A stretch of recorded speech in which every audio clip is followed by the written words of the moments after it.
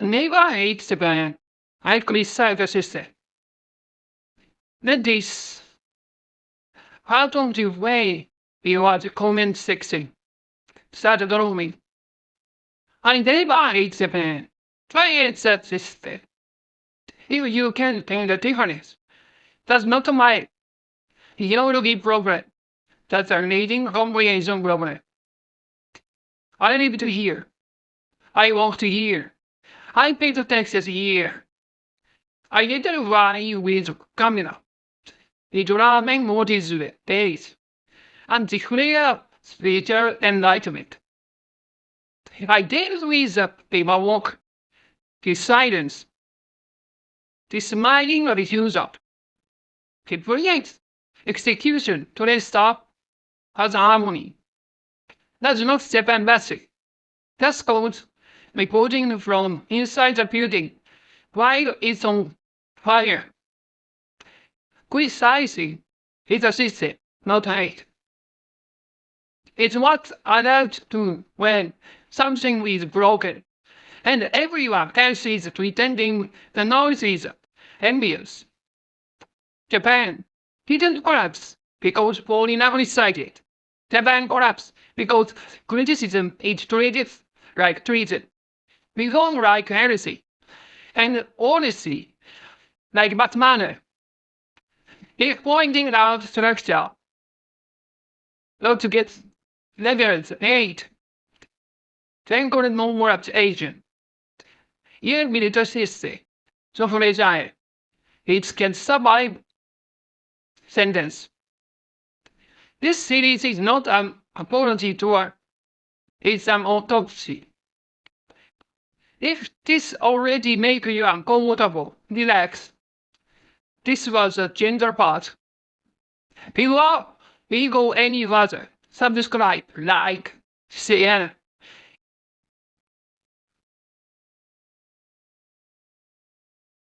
Chapter 1.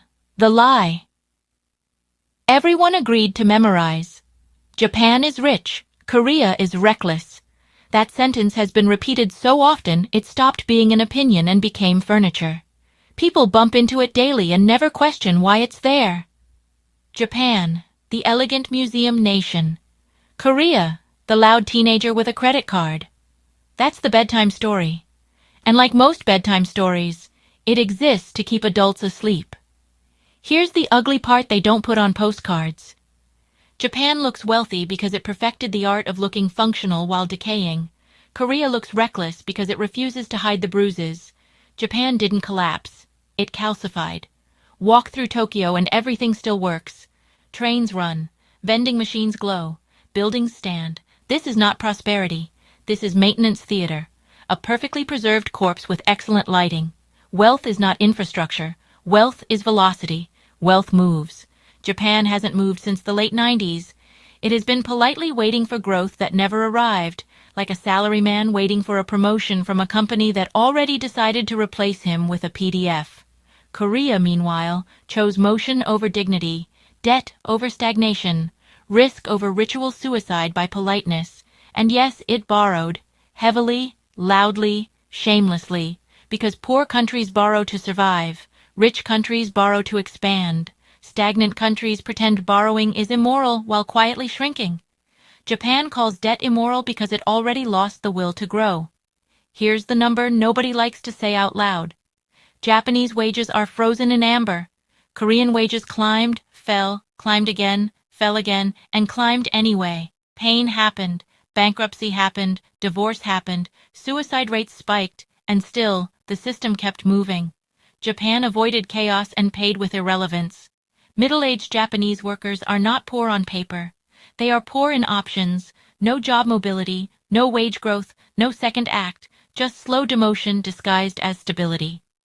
Korea chewed its own arm off to escape the trap. Japan politely starved inside it. And the funniest part?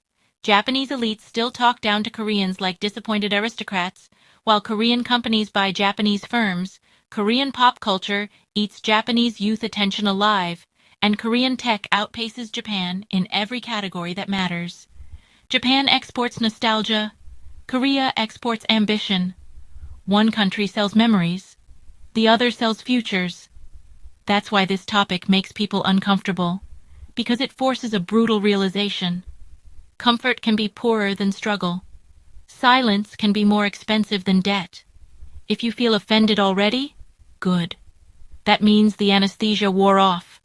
This channel exists because polite analysis is how rot survives. If you want the rest of this series to exist, you know the drill. Subscribe. Hit like. Support the channel by buying the products linked below. Algorithms don't reward truth. They reward noise. We're playing the game because silence is surrender. Chapter 2 gets uglier. Japan's middle class wasn't stolen. It was voluntarily euthanized. Say okay when you're ready to continue.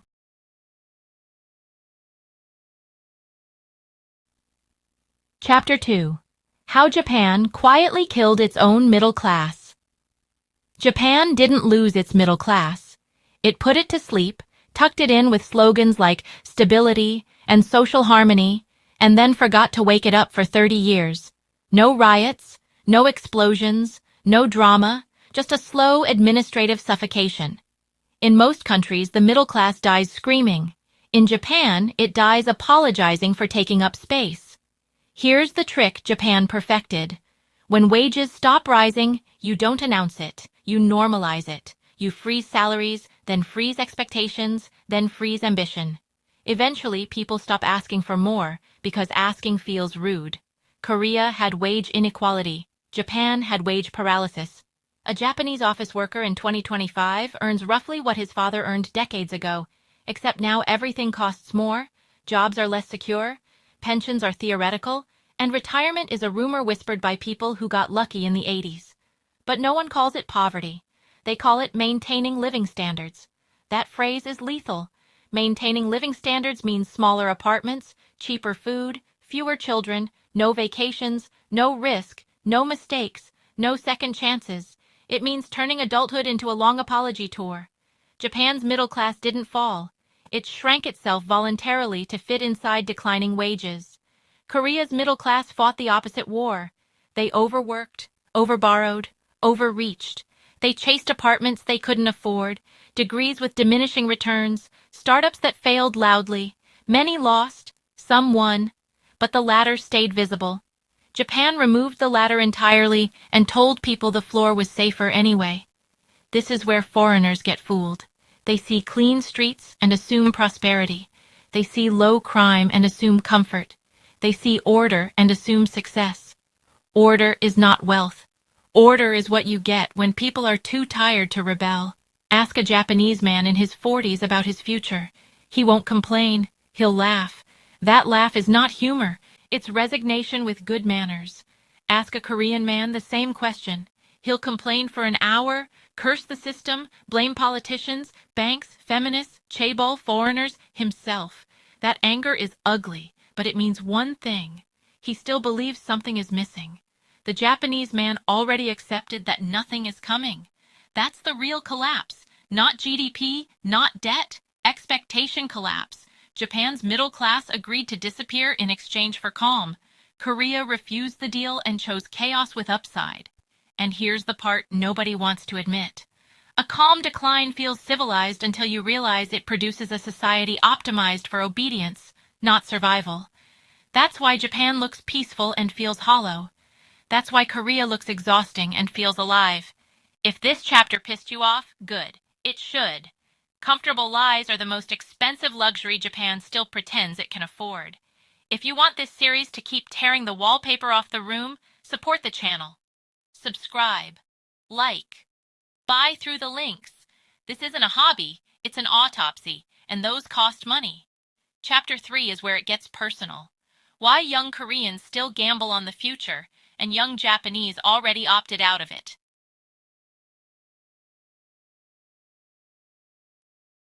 Chapter 3. Why Korean youth still gamble and Japanese youth already folded. Here's the part polite analysts dodge because it sounds cruel. Young Japan isn't lazy, it's rational.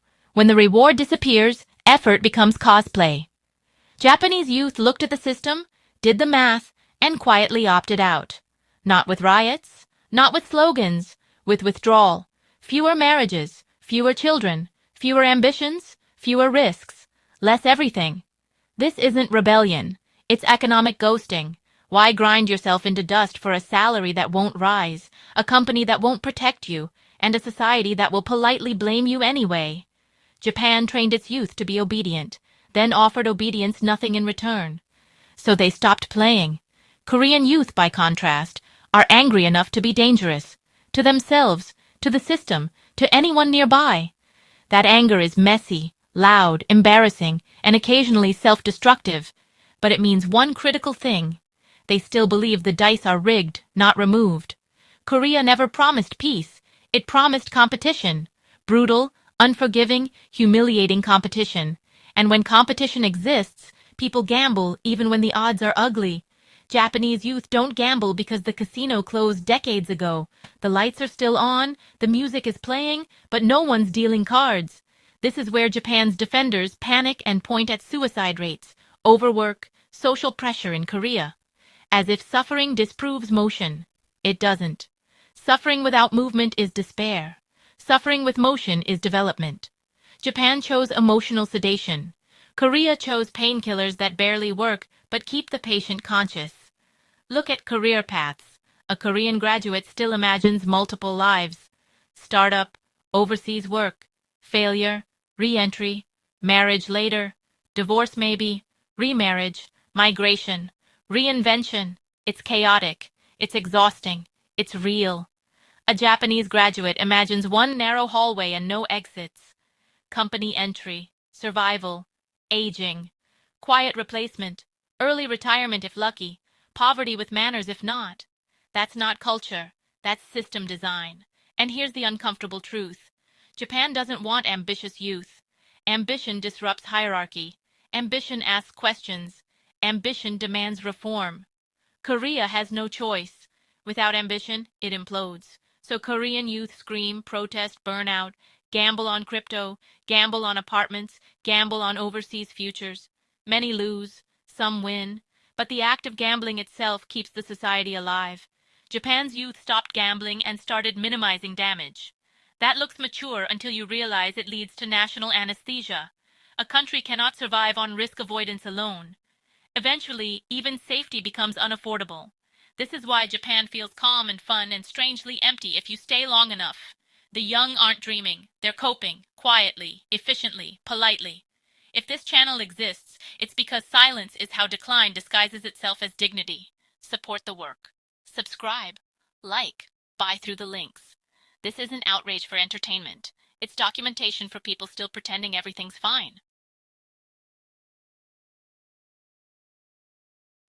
Chapter 4. Who is actually rich and why time is the only currency that matters.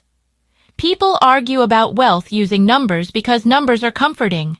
GDP, debt ratios, reserves, exchange rates, charts that look authoritative enough to end conversations early. That's not how wealth works anymore. The only currency that still decides national survival is time. Time to adapt, time to fail, time to recover, time to try again. By that standard, Japan is poor. Japan is wealthy in the way an elderly aristocrat with a gold watch and no heirs is wealthy. Assets everywhere, motion nowhere. The country owns things but cannot convert them into a future. Korea is rich in the way a reckless entrepreneur is rich. Over-leveraged, sleep-deprived, one bad year away from disaster, but surrounded by unfinished plans and unfinished arguments. That mess is value. Japan has money that refuses to move. Korea has money that won't sit still. And that's why Japan is broke, Korea is rich isn't a provocation. It's a time-based diagnosis. Japan spent 30 years buying calm. Calm workplaces, calm streets, calm politics, calm decline. Every problem was deferred because confrontation felt worse than decay. Korea spent 30 years burning itself for growth. Growth that hurt. Growth that humiliated. Growth that broke families and produced inequality and resentment and loud, embarrassing failures. One society optimized for not changing. The other optimized for surviving change. Here's the part that makes people angry. Japan could have chosen differently. It had capital, technology, education, global goodwill. What it lacked was tolerance for disruption. Korea never had that luxury. Disruption wasn't a choice. It was the default setting. So when the global economy destabilized, when technology accelerated, when demographics collapsed, when geopolitics shifted, Korea already had scar tissue. Japan had etiquette. Scar tissue beats etiquette every time. This is why Japan still feels rich to tourists and broke to residents. This is why Korea feels exhausting, but strangely hopeful, even when people complain nonstop. Complaining is proof of expectation. Silence is proof of surrender. If you measure wealth by comfort, Japan wins. If you measure wealth by optionality, Korea wins by a landslide. And here's the final insult. The country that refuses to admit decline locks itself into it. The country that screams about crisis still has room to move. That's the real reason this comparison offends people. Because it suggests that dignified stagnation is poorer than chaotic growth. That manners do not compound. That nostalgia does not generate returns. This channel exists because decline loves politeness. It feeds on it. If this series resonated, don't pretend attention is support. Subscribe, like, buy through the links. Channels like this don't survive on vibes. They survive on people who understand that uncomfortable analysis costs time, money, and algorithmic blood. Japan is calm. Korea is loud. One of those states has a future.